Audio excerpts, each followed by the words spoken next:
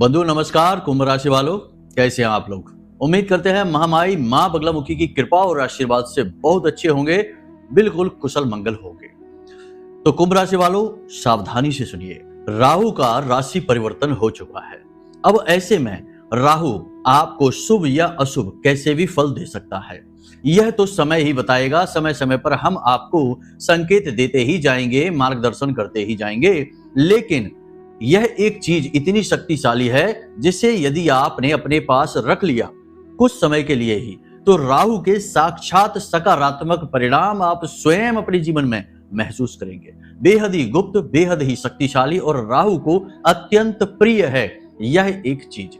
याद रखना कि राहु एक मायावी ग्रह है और इस ग्रह से बच पाना लगभग नामुमकिन है। यदि राहु आपके पीछे पड़ गया, इस राशि परिवर्तन का नकारात्मक प्रभाव आपके ऊपर पड़ा, तो अब ऐसे में आपको राहु को पॉजिटिव करना बेहद आवश्यक है। कुछ ऐसा चाहिए आपको जो आपका एक रक्षा कवच बनाए, राहु के अनुकूल प्रभावों को आपकी ओर आकर्षित करे और नकारात्मक प्रभाव राहु के या अन्य किसी ग्रह के आपकी ओर आ रहे हो उन्हें दूर भगाए। तो बस आज के इस कार्यक्रम में हम आपको इसी एक महाशक्तिशाली चीज के विषय में बताएंगे जो बहुत ही सस्ती है, बिल्कुल फ्री है, ना के बराबर है।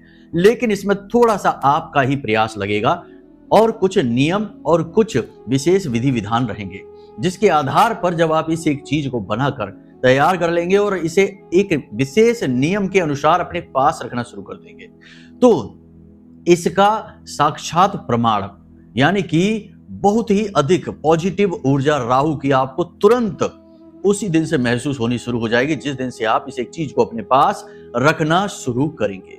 जी हाँ बंधुओं, कहने का मतलब यह हुआ कि राहु आपको खुद माला माल बनाएगा, खुद करोड़पति बनाएगा, आपके शत्रुओं का नाश करेगा और आपके आसपास जितनी भी नकारात्मकता है, किसी भी प्रकार की परेशानी हो, उन्हें खुद आगे बढ़कर दूर करेगा।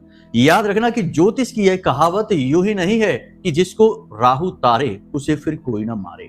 तो बस आपके लिए यह कहावत चरितार्थ होने वाली है, इसके लिए आपको इस कार्यक्रम को अंत तक देखना है, वरना सब कुछ व्यर्थ है। और हम कह सकते हैं कि यदि आपने इस कार्यक्रम को बीच में ही छोड़ दिया और इस श्रेष्ठतम महान ज्ञान को नहीं लिया और इसे अपने जीवन में नहीं उतारा, तो निश्चित तौर पर राहु का आपके ऊपर भयंकर दुष्प्रभाव पड़ना शुरू हो चुका है। तभी तो आपने इतना ज्ञानवर्धक और जीवन को बदल देने वाला ज्ञान लेने से ही अस्वीकार कर दिया। अब अस्वीकरण का यह भाव ही दिखा देता है कि राहु आपके लिए शुभ है या अशुभ है। तो बंधुओं, ऐसा भूल कर भी नहीं करना है। ऐसे कार्यक्रम रोज रोज नहीं मिलते हैं। बहुत ही मेहनत से, बहुत ही सृजन के साथ हम इस तरह के कार्यक्रम आपके लिए बनाते हैं। साथ ही महामाई से भी निवेदन करते हैं और उनकी अनुभूतियां लेकर आते हैं जो आपके लिए श्रेष्ठ मार्गदर्शन का कार्य करती हैं। इस कार्यक्रम में हम सबसे पहले आपको बताएंगे 7 बड़ी भविष्यवाणियां जो अगले 3 से 5 दिनों में आपके जीवन में घटित होने वाली हैं। कुछ पॉजिटिव रहेंगी, कुछ नेगेटिव रहेंगी और उम्मीद हमने यह की है कि जिस हिसाब से हमने ज्योतिषी आकलन किया है, महामाई से निवेदन किया है और उनकी अनुभूतियां हमने स्वयं अनुभव की हैं, उसके आधार पर कम से कम 80% तो आपके जीवन पर फिट होंगी ये भविष्यवाणियां।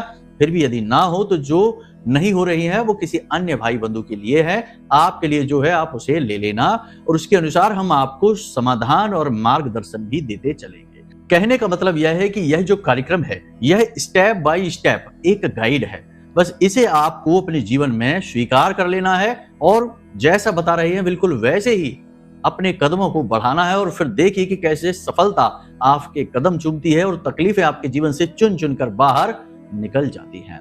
महामाई की कृपा और आशीर्वाद से यह कार्यक्रम आप तक पहुंचा है, तो इस कार्यक्रम में बताई किसी भी बात को ना तो हल्के में लेना और ना ही नजरअंदाज करना, वरना यह आपकी बहुत बड़ी भूल हो जाएगी इस विशेष समय और काल में, जबकि राहु अपना राशि परिवर्तन कर चुके हैं और अब पूरी शक्ति के साथ आपके जीवन में इनका प्रभाव दिखाई देना शुरू होने वाला है कुछ समय के बाद, लगभग 6 से 7 दिनों के बाद। इतने में यदि आप ये काम कर लेंगे जो हम आपको बताने जा रहे हैं, तो आपका उद्धार निश्चित है। तो उम्मीद करते हैं कि आप हमारी सारी बातें समझ चुके हैं। अब कार्यक्रम में अंत तक अवश्य ठहरेंगे। तो चलिए महामाई को याद करते हुए, जयकारा लगाते हुए कमेंट बॉक्स में लिख डालिए, जय मां बगलामुखी कृपा करो। महामाई आपके ऊपर निश्चित कृपा करेंगी और उन्होंने कृपा कर ही दी है, तभी यह कार्यक्रम आप तक पहुंचा है। साथ ही साथ लिख डालना कि मैं भी माई के परिवार का हिस्सा हूं। ऐसा करने से हमें बहुत अच्छा लगेगा और हमारी मेहनत सफल होती हमें दिखाई देगी। तो चलिए बंधुओं, अपने मूल विषय को शुरू करते हैं। प्यारे मित्रों, हमारे अत्यंत प्रिय और परम पूज्य अमिताचार्य जी के पास मां बगलामुखी और मां भद्रकाली की साधनाओं का वर्षों का अनुभव है और माता रानी की इनके ऊपर पूर्ण कृपा और सिद्धि है। आचार्य जी ने अपने सटीक कुंडली विश्लेषण और श्रेष्ठतम उपायों के माध्यम से हजारों लोगों के जीवन को खुशियों से भरा है। आचार्य जी का कुंडली विश्लेषण और उपाय करवाने का तरीका इतना अद्भुत है कि जीवन के हर एक दुख और कष्ट का कारण जड़ से ही समाप्त हो जाता है।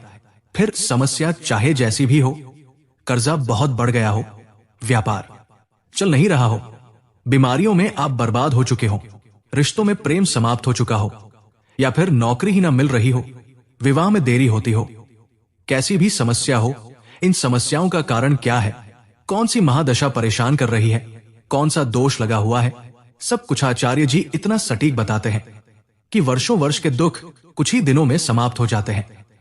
अगर आपके जीवन में भी कोई ऐसी संकट की घड़ी है तो यही सही समय है जब आप पूज्य आचार्य जी के हाथों से अपनी कुंडली का विश्लेषण करवाएं और वर्षों से चल रहे दुखों और संकटों के इस चक्र से बाहर निकल जाए। प्यारे मित्रों, अभी वीडियो में दिए गए नंबरों पर फोन करिए और अपनी कुंडली का श्रेष्ठतम आकलन करवा डालिए। जिंदगी बदलने का ये सबसे बड़ा मौका हाथ से मत जाने दीजिएगा। जय माई की।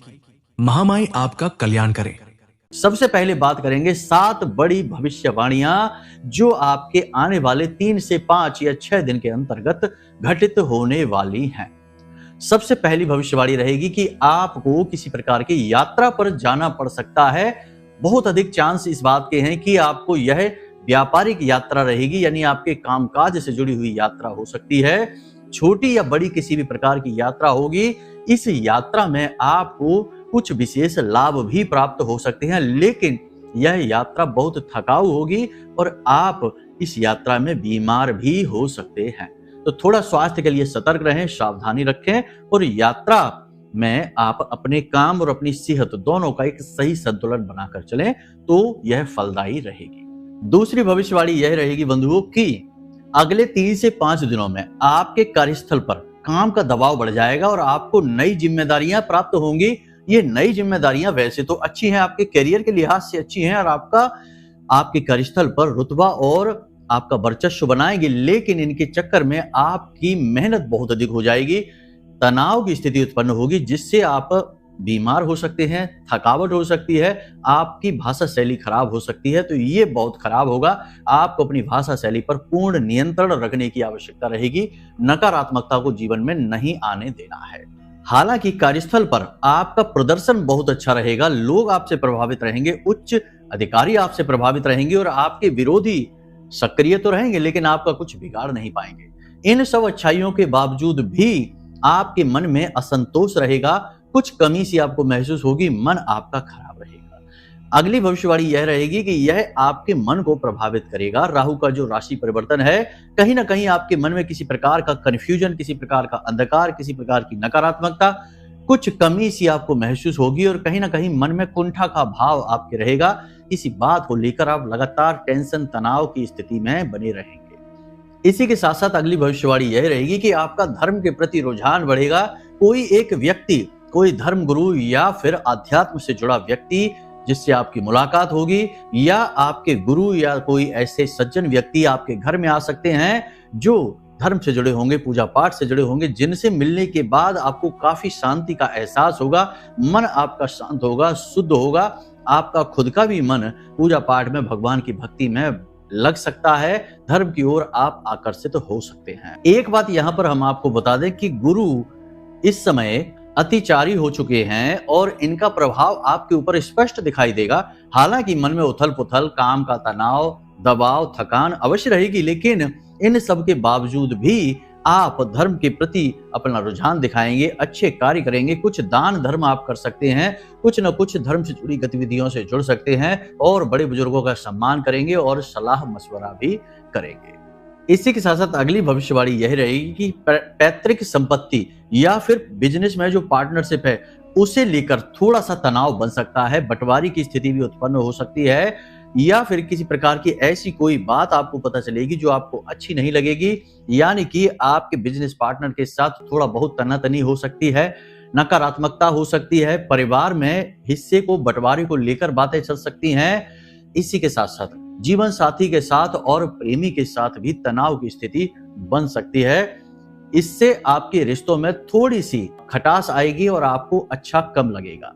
एक बात यहाँ पर हम आपको बता दें कि आपके घर के किसी बड़े बुजुर्ग की सेहत से आप परेशान रहेंगे, उनकी सेहत को लेकर आप थोड़े से चिंतित नजर आएंगे और हो सकता है कि उनकी सेहत को लेकर आपको कुछ खर्चा भी करना पड़े, इलाज वगैरह में पैसा भी आपका खर्च हो सकता है। मानसिक चिंता कहीं ना कहीं उनको लेकर आपको बनी ही रहेगी। यहाँ पर हम आपको एक बात बता दें कि लापरवाही आपको बिल्कुल भी नहीं दिखानी है। कहीं से फिसलने, गिरने या चोट लगने का भी योग कुछ हद तक बन रहा है। साथ ही आपके हाथों से कुछ चीज फिसलने, गिरने, टूटने का भी, खास तौर से इलेक्ट्रॉनिक सामान का खराब होने का योग बन रहा है। कोई व्यक्ति आपसे किसी प्रकार की मदद मांग सकता है, पैसे की उधारी मांग सकता है।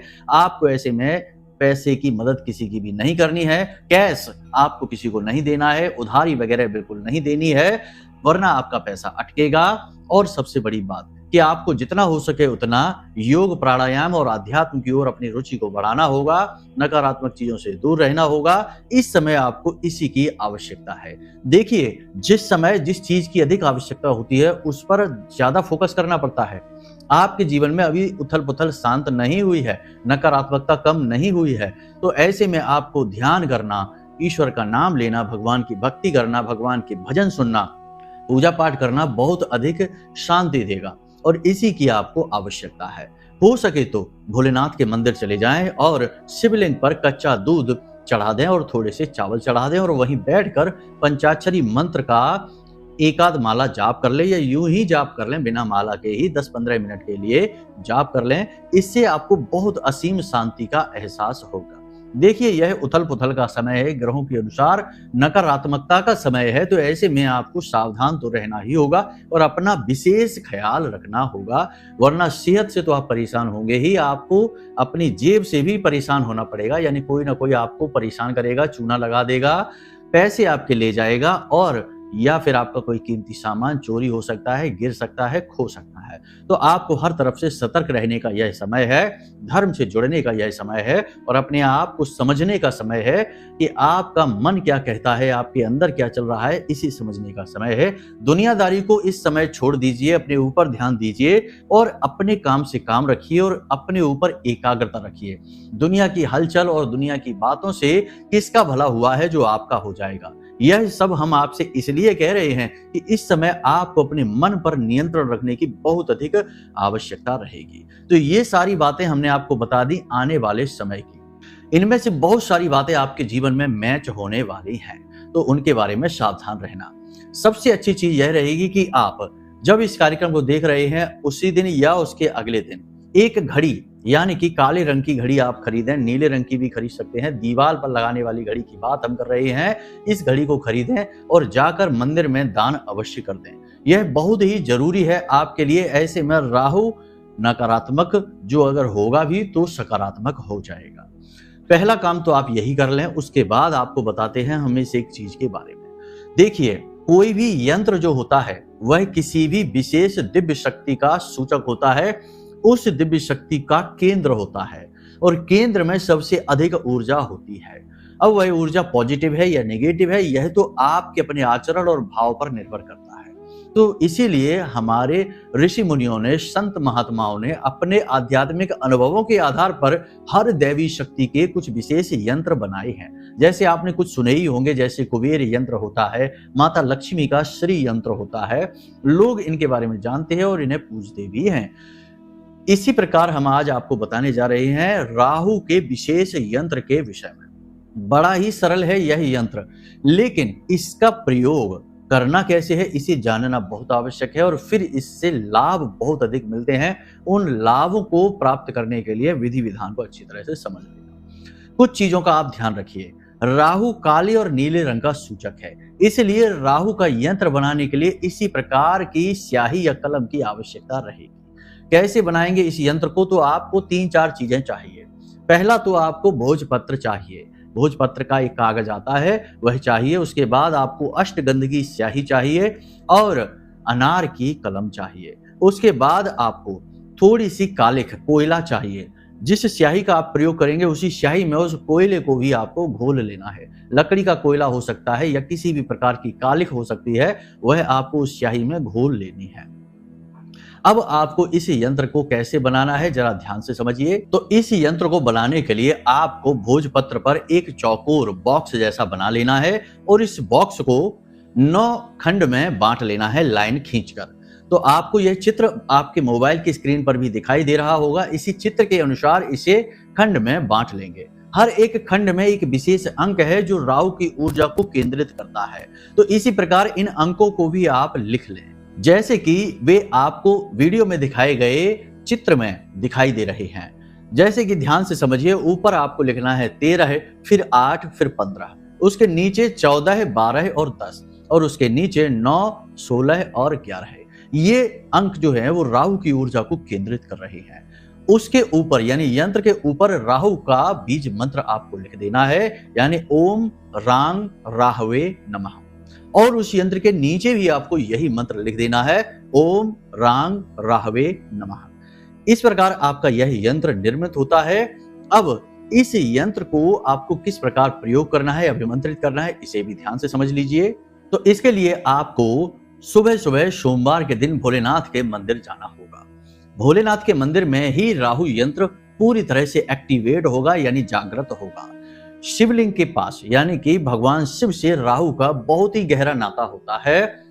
कहानी बहुत लंबी है, किसी अन्य कार्यक्रम में आपको सुनाएंगे कि किस प्रकार राहु सीधे सीधे शिव से यानी भोलेनाथ से जुड़ा हुआ है। फिलहाल आपको हम विधि बताते हैं। तो आपको सुबह सुबह भोलेनाथ के पास जाना है यानी कि शिव मंदिर में जाना है और जैसे आप विशेष विधि विधान के साथ भोलेनाथ की पूजा पाठ करते हैं उसी प्रकार से उनकी पूजा करिए, यानी कि जल अभिषेक वगैरह बेलपत्र वगैरह आप करिए। उसके बाद आप ओम नमः शिवाय पंचाक्षरी मंत्र का 10 से 15 मिनट जाप करिए। उसके बाद आपको ये जो यंत्र है जो आपने बनाए हैं, 2 यंत्र आपको बनाने हैं, असल में एक नहीं बनाना है, ये हम बताना आपको भूल गए। तो आपने 2 यंत्र जो बनाए हैं इन्हें आप किसी काले रंग के कागज में या नीले रंग के कागज के बीचों बीच, यानी कि नीचे नीले रंग का कागज, ऊपर नीले रंग का कागज और बीच में ये यंत्र है, इस प्रकार दबाकर सीधा रखना है, टेढ़ा मेढ़ा नहीं। और यंत्र का आकार बहुत बड़ा नहीं करना है, छोटा सा ही आकार आप करें। तो बीच में इसे रखना है। ऐसे दोनों यंत्रों को आप रखकर लेकर जाएं किसी प्लेट में। प्लेट स्टील की होनी चाहिए, ये ध्यान रखना आप, क्योंकि यह शनि का सूचक होगा। तो आप प्लेट में इन यंत्रों को लेकर जाएं, एक के ऊपर एक भी रख सकते हैं। अब जब आपने पंचाक्षरी मंत्र का जाप कर लिया, उसके बाद इन यंत्रों को आप भगवान भोलेनाथ के शिवलिंग के ऊपर रख देंगे प्लेट के सहित और भोलेनाथ से प्रार्थना करेंगे कि हे प्रभु, राहु से जुड़ी जो भी समस्याएं हमारे जीवन में हो, इन समस्याओं को आप दूर करने में हमारी मदद करो और राहु के नकारात्मक प्रभाव हमसे दूर करो। इस प्रकार भोलेनाथ से आपको आज्ञा लेनी है, निवेदन करना है। अब इस क्रिया को आप वहीं छोड़ दीजिए, यानी कि इस प्लेट को लेकर आप सीधे अपने घर आ जाइए।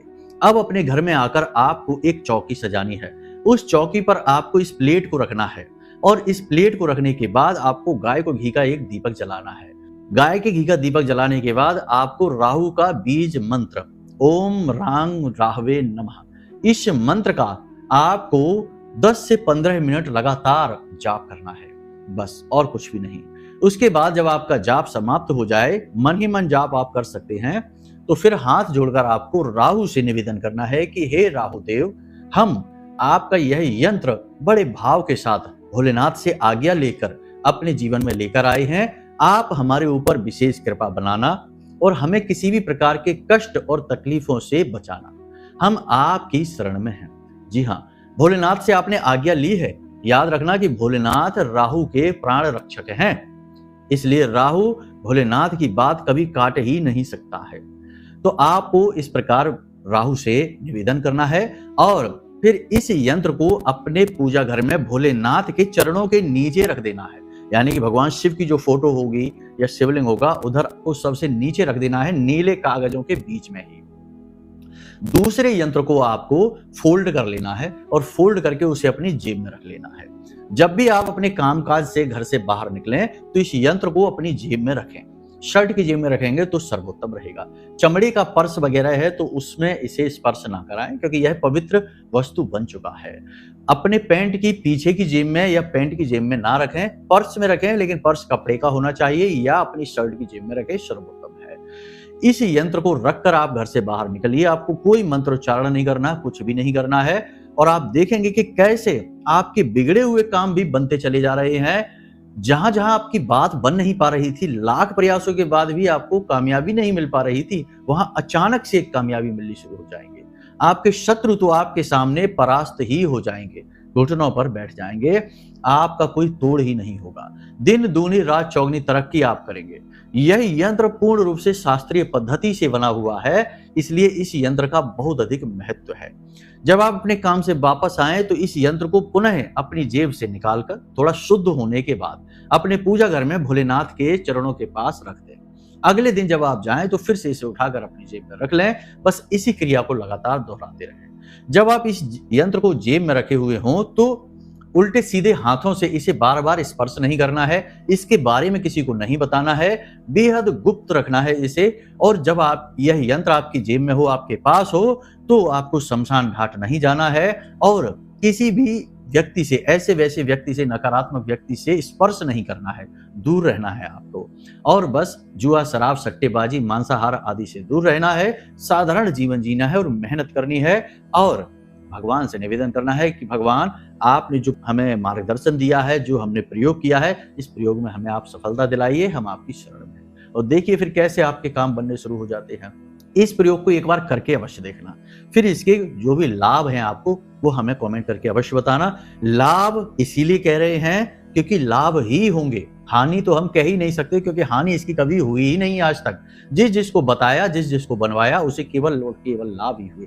हाँ, ये हो सकता है कि लाभ थोड़े कम या फिर ज्यादा, ये आपके कर्म पर निर्भर करेगा, आपकी क्रिया शक्ति पर निर्भर करेगा। उम्मीद है आपने सारी बातें समझ ली हैं। अब आप इन बातों को अपने जीवन में उतारेंगे और खुशियां अपने जीवन में खुद खींच कर लेकर आएंगे। याद रखना कि आपके कर्म ही आपको सुखी बनाएंगे। हमारा काम तो केवल मार्गदर्शन देना है, मार्गदर्शन हम देते रहेंगे, आप बस चलते चलिए, सफलता आपका इंतजार कर रही है। उम्मीद करते हैं आपको सारी बातें समझ में आ गई हैं। फिर भी यदि कोई प्रश्न मन में उठे तो आपको हमने नंबर वीडियो में दे रखा है, इन नंबरों पर फोन करिए, प्रश्नों के जवाब लीजिए। कुंडली विश्लेषण कराना है तो कुंडली विश्लेषण करा लीजिए, सारी जानकारी हम आपको दे देंगे, उपाय दे देंगे, आपके जीवन में खुशियां आ जाएंगी। चलिए बंधु, आज के इस कार्यक्रम को यहीं विराम देते हैं। हमेशा हंसते रहिए, मुस्कुराते रहिए, सकारात्मक रहिए, महामाई पर अपनी आस्था और विश्वास बनाकर रखिए, क्योंकि आपका उद्धार तो वहीं से होना है। तो प्रेम से बोलिए जय माई की। हमारे प्रिय और परम पूज्य आचार्य जी ने अपनी साधनाओं के अनुभवों पर आधारित शक्तिशाली उपाय और क्रियाओं के माध्यम से हजारों लोगों के जीवन को पूरी तरह से बदला है। आचार्य जी के द्वारा बताया गया हर एक उपाय इतना सटीक और कारगर होता है कि जो भी इसे पूरे भाव के साथ कर लेता है उसे साक्षात महामाई की कृपा और आशीर्वाद प्राप्त हो जाती है। इसलिए निसंकोच इन उपायों को पूरे भाव के साथ करिए, आपका कल्याण होगा। जय माई की।